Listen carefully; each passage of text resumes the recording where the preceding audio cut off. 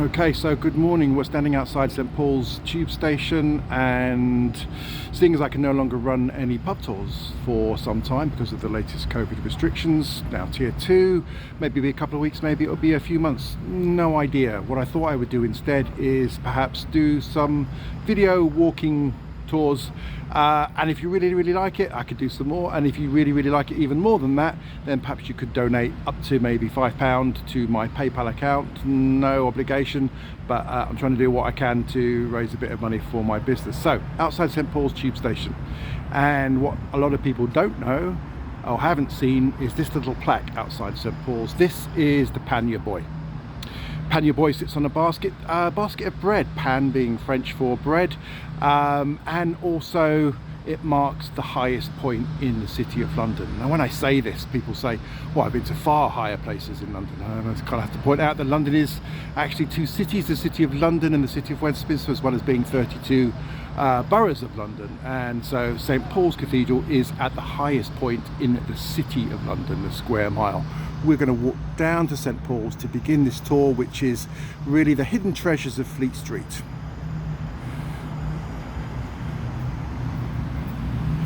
So we're walking down to the northern side of St Paul's Cathedral, and then we'll be going, well, down the hill, not much of a hill, but down the hill, this being the highest point in the city. As we walk around, I was thinking quite recently about another hill, and it's not connected at all, but the hill in the nursery rhyme Jack and Jill. Jack and Jill went up the hill to fetch a pail of water. So Jack and Jill shared the labour on that day. They went up the hill, but then Jack fell down, broke his crown, and Jill came tumbling after. They both fell down the hill, but that's where Jill's story ends. History doesn't record what happened to Jill.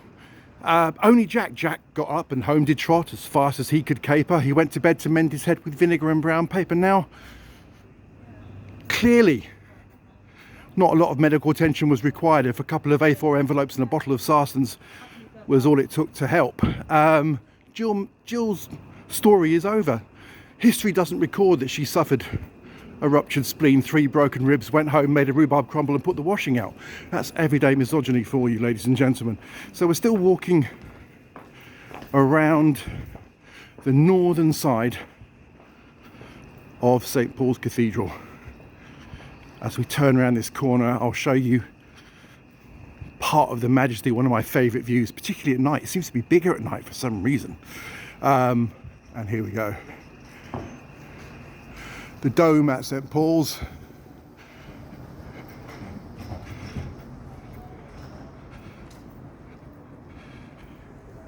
We're just going to walk around to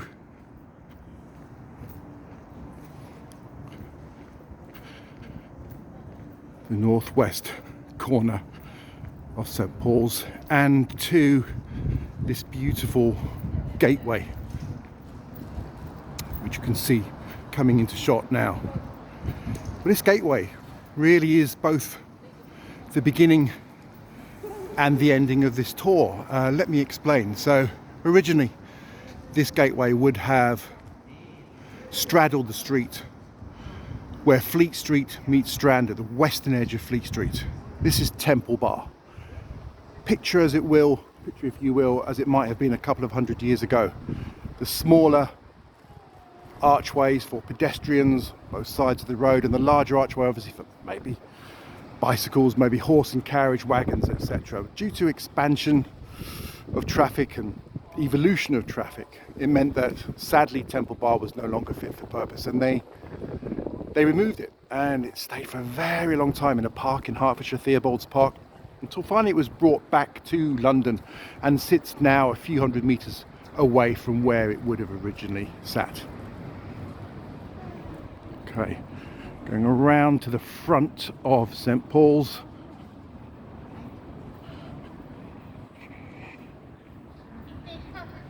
So I hope you enjoy this tour. So it's unscripted. I'm just going to throw in things that appeal to me. I hope that they appeal to you too. This next story is told on one of my tours.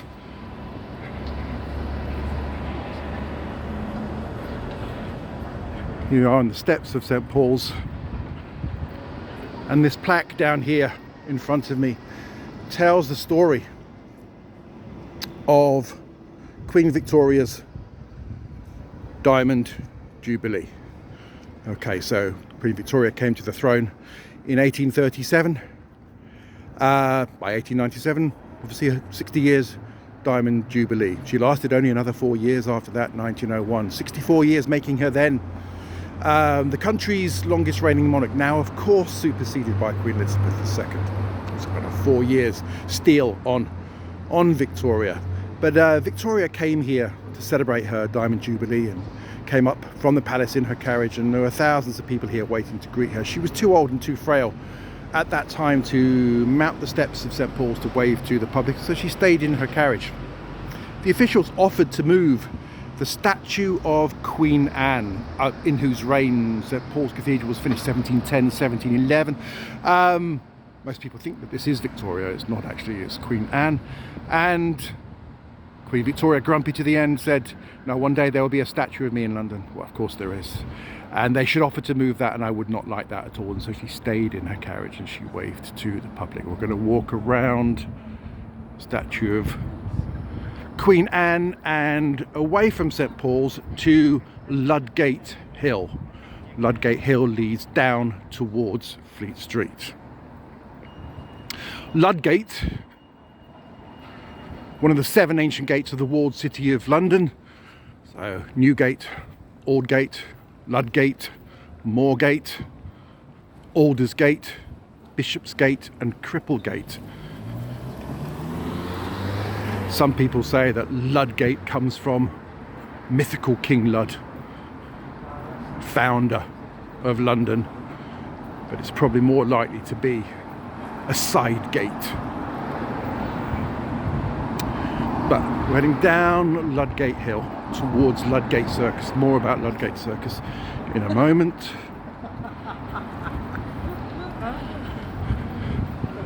I always say to people who come to London, like taxi, I always say to people who come to London, always trust an alleyway in central London. Of course they never really believe me, because alleyways where they're from are full of unnatural acts, bodily fluids and death, but not so much in central London. This is Stationers' Court. I want to take you down this alleyway to reveal to you at the end a livery company's hall.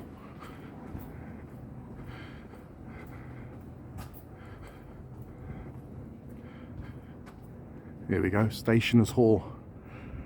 Of course, livery companies are at the heart of the social and economic fabric of London. You may have heard of some of the great 12 livery companies, people like the Goldsmiths, the Grocers, the Mercers, Merchant Tailors, Skinners, Dyers, etc. But there are over 100, about 120 I think, different livery companies who've banded together as maybe some kind of trade union for their craft or their expertise, their guilds. Okay. Cities become higher and higher over time. The new is built on the rubble of the old, and so Stationers' Hall now seems to be half sunken. There we go. Perhaps it's got something to do with Tartaria. Research that one if you will. We're back to Ludgate Hill and turn right down towards Ludgate Circus.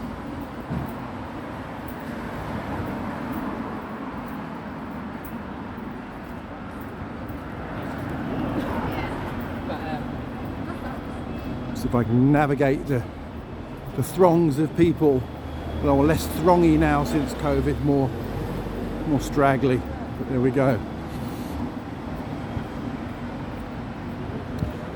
As we head down this unbelievably steep incline towards the crossroads that is Ludgate Circus.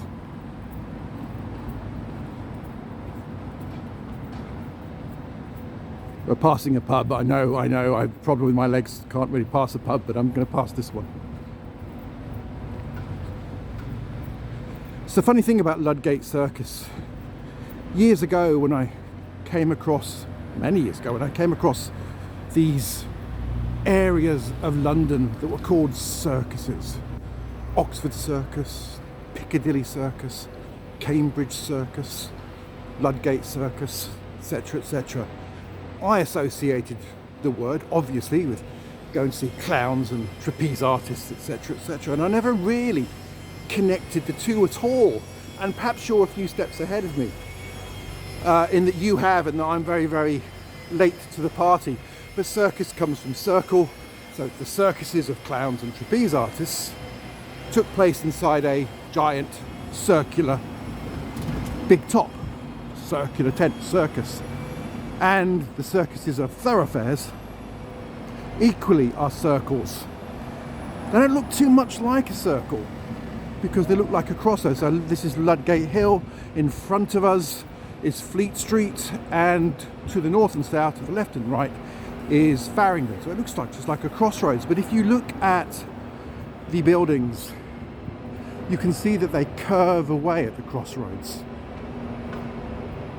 And so therefore it is a circle. Perhaps it's more like a Celtic crossroads, if you understand what I'm saying. So this is Farringdon. That's to the north. Here we go, black telephone box. Black telephone box date back to the reign of Henry VIII, of course. And that's south towards Blackfriars and the monstrous whale of a building that rises up on the south bank.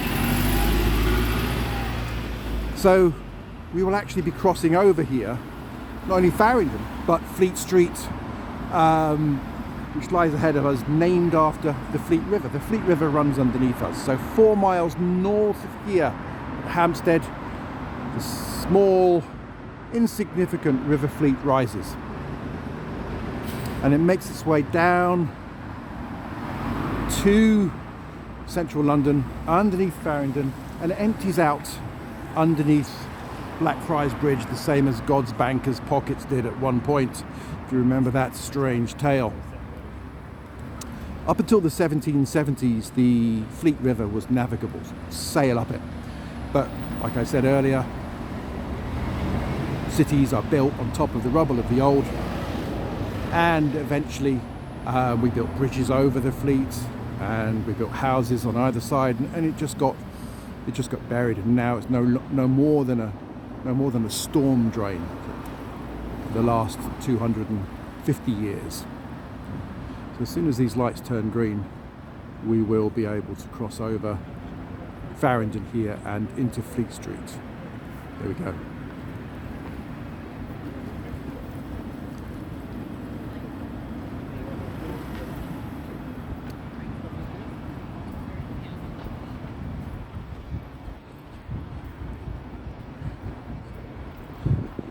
Heading up to Fleet Street, and the first pub on Fleet Street. A lot less pubs on Fleet Street than there ever used to be, but it's the Punch Tavern. Sad that the doors are closed because, well, it's the way of pubs at the moment, because there's beautiful Victorian tile work which leads down to the main bar inside. You can see a glimpse of such tile work on the outside. The Punch Tavern is intimately connected with Punch magazine, so this is where they would have met, and they got the name from. The Punch Tavern and the Punch magazine are connected. Okay. We don't have very far to go before the next pub on Fleet Street appears, which does turn up on one of my tours, on the Dragon and Flagon tour, the Old Bell. The curious story about the Old Bell is this is a humble workers' pub.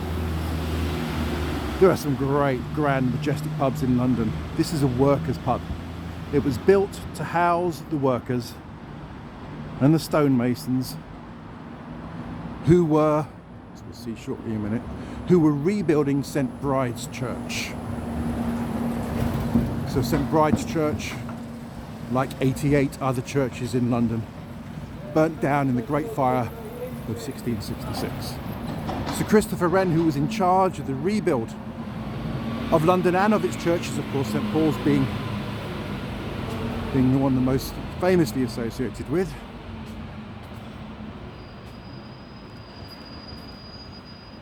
Sir Christopher Wren was in charge of the rebuild of St Bride's, and he built the pub, housed the workers.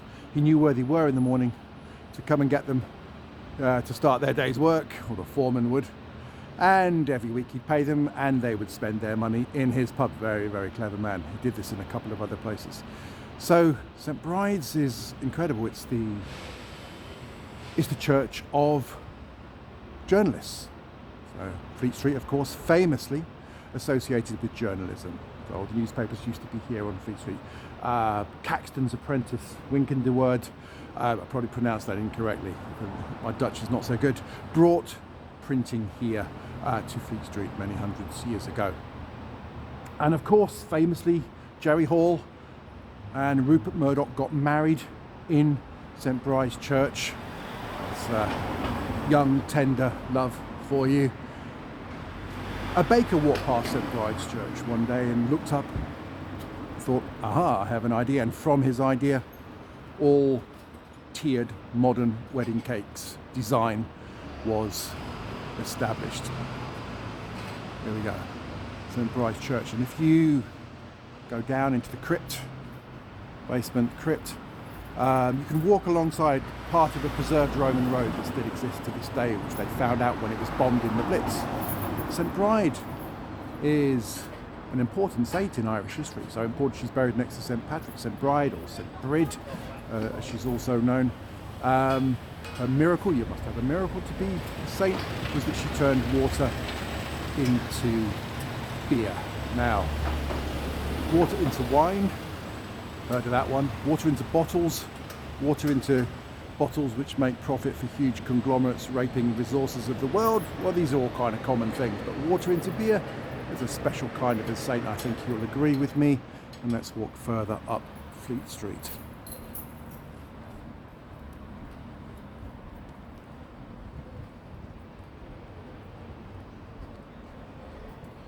Slight incline as we go up Fleet Street towards Strand.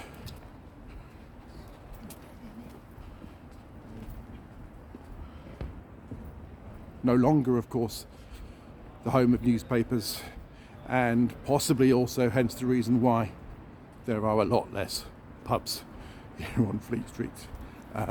Journalists did like a pint.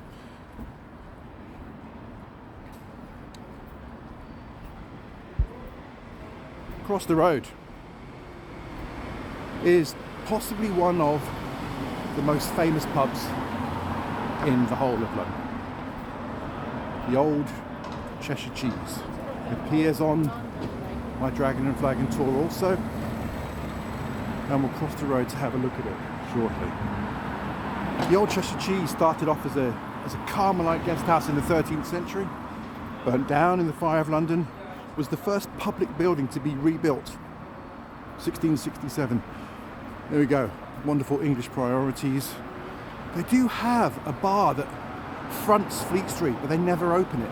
The rumour is that they never will open the bar on Fleet Street itself, because then of course they have to pay Fleet Street rates and rents, etc. And so the rest of the pub on 6.5 floors, which is found down this alleyway, is open. This is a beautiful pub.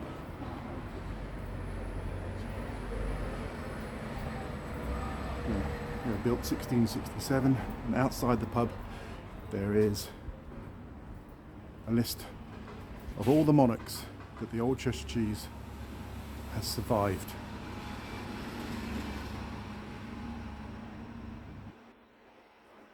A host of famous writers used to come to Cheshire Cheese. In fact, Dickens wrote about Cheshire Cheese in A Tale of Two Cities. Yeats drank here. Many poets drank here. It's quite famous. It smells like an old pub, kind of beer and sawdust type feel. Dark wood. And also this is a Samuel Smith's pub, which means some great chocolate stout or taddy porter or a range of amazing fruit beers. Like most pubs these days, lay slightly empty. Cannot meet with people outside your household in an indoor setting. It must be booked table service. There is a curfew of 10 o'clock, all of which are really kicking the pub industry, which has long been kicked in the teeth. But it is what it is, and sadly many pubs will disappear, I think, as a result of the measures of COVID, which well, arguably may or may not even be necessary. But there we go, that's another story and debate to be had. So walking up Fleet Street, further towards Strand.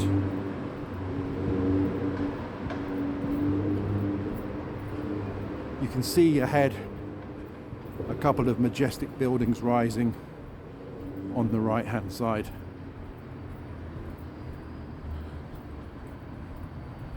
The first that we will arrive at is St Dunstan's in the west. St Dunstan, the Archbishop of Canterbury, late 9th century.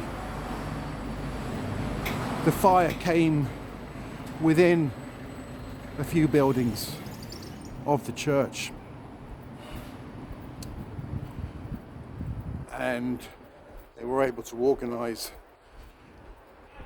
a group of people, fire boys, etc., buckets of water, in order to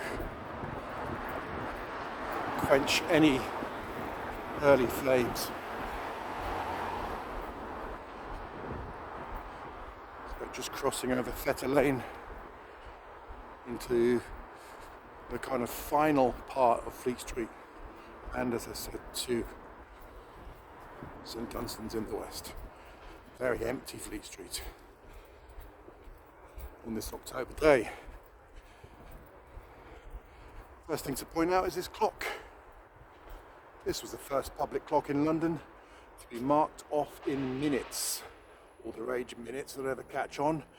Now, if you look between the Roman numerals of 3 and of 5, you'll see the Roman numeral of 4.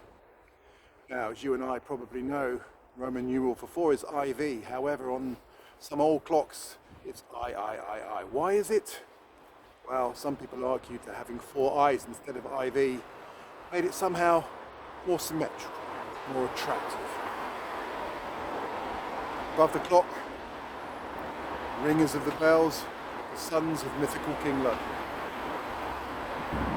Move to this spot, and here in front of us is a statue of Queen Elizabeth I, the only statue of Queen Elizabeth I in the world known to have been carved during her reign. So she was queen between 1558 and 1663, and there is no other statue in the world carved that we know of during that time of her. It's also the only statue in the country with its own income. So famous feminist Millicent Fawcett, courage speaks to courage everywhere, Parliament Square, when she died, gave part of her estate to the upkeep of the statue. So arguably, I'm not sure if the money's run out, but arguably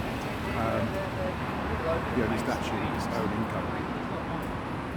Here we go, St Dunstan's in the west.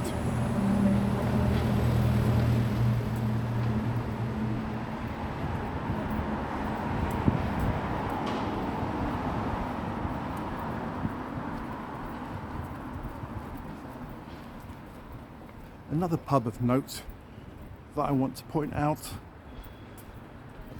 which I admire for its pluckiness, a small weed attempting to grow up to the sunshine in between two more stout buildings, is the Old Cock Tavern. As we come around here, I want to show you something in Clifford's Inn Passage. Great name. Now, these diagonal grills along the wall are some of the last surviving Victorian examples of anti-urination devices. You weren't expecting that on this tour. So as you can see, diagonal metal grills.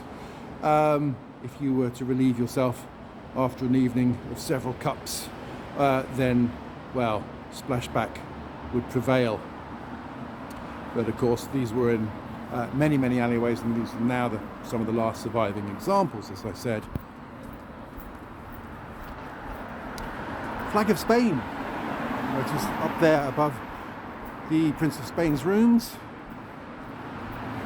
and the archway, the wooden arch below, that if you were to go through there, sadly we can't at the moment, then you would find Temple Church, the Knights Templars, sorry. The Temple Church of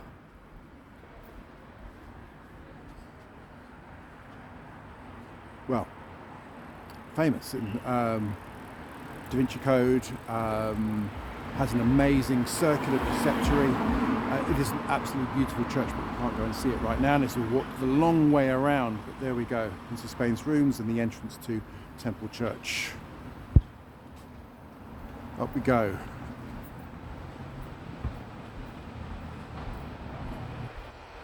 Crossing Chancery Lane, heart of legal London.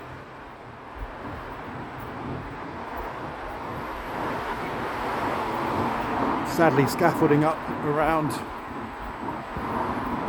the pub, some people's favourite pub in London, the Old Bank of England. Don't know what's happening here, but it is closed, as many are closed.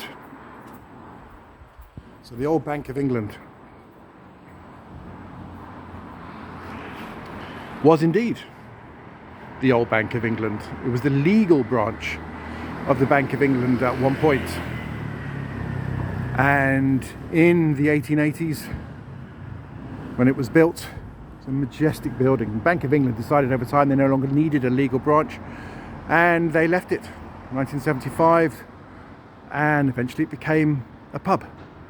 The crown jewels were stored in the vaults of the Old Bank of England in both World War I and World War II. I don't want to show you pictures of scaffolding, so we'll stay remaining on a telephone box. Now they store J2O and Coke, but there you go. We're almost at the end as we approach the finest Gothic building in London, Royal Courts of Justice, and we arrive at Temple Bar. Remember the archway that we saw at the beginning? Well, it would have spanned the street here. This is where Fleet Street meets Strand. This is Temple Bar. Now, you see the beautiful dragon or griffin. They're still arguing about it. So griffin is half lion, half eagle. Mythologically, I would argue that that's not a griffin, that's a lion. That's a dragon. Sorry. Wherever you see a dragon, lets you know you're entering the City of London. Okay, the City of London's territory, and of course, half a mile to a mile further east of here, Ludgate, the walled City of London. We talked about that earlier on. This is the most impressive dragon in London, the dragon at Temple Bar. This is where you would have stopped if you were bringing goods into the walled city, pay your customs and taxes. This is where the Lord Mayor comes out, and the Lord Mayor's procession, Saturday in the middle of November, not too far away now, and the monarch, the king or the queen, arrives at this point, sailing up the Thames in Gloriana, the barge, to be invited into the City of London. The monarch needs to be invited into the City of London. Well, I hope that you have enjoyed this mini tour, the kind of my version of the treasures of Fleet Street. If you have enjoyed it and want to see more, please let me know, leave a comment. If you have enjoyed it even more than that and wish to donate anything up to £5, well then my PayPal is vicnorman, VICNORMAN, at postmaster.co.uk, and I'll keep doing these as long as I can, as long as people actually get something out of them. Thank you so much.